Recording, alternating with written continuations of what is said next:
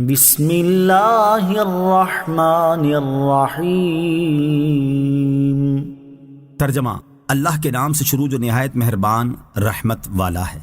اَإِذَا مِتْنَا وَكُنَّا تُرَابًا ذَلِكَ رَجْعٌ بَعِيدٌ قَدْ عَلِمْنَا مَا تَنقُصُ الْأَرْضُ مِنْهُمْ وَعِندَنَا كِتَابٌ حَفِيظٌ۔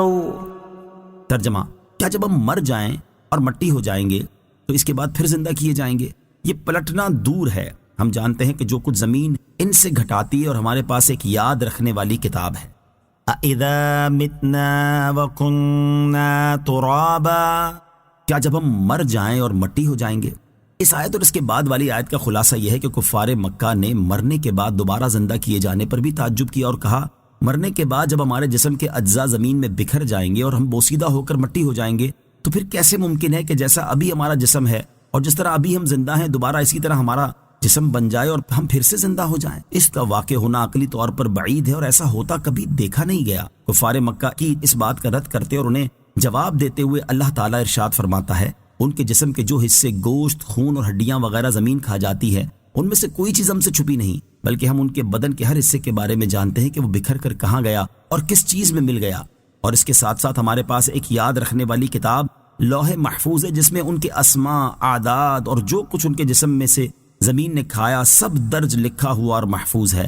جب ہمارے علم کا یہ حال ہے اور ہم انہیں ویسے ہی زندہ کرنے پر قادر بھی ہیں جیسے پہلے تھے، تو پھر انہیں پہلے کی طرح دوبارہ زندہ کر دیا جانا عقل سے کیسے دور ہے؟ انسان کا جسم مرنے کے بعد مٹی ہو جائے گا۔ اس آیت سے معلوم ہوا کہ مرنے کے بعد انسان کا جسم مٹی ہو جائے گا۔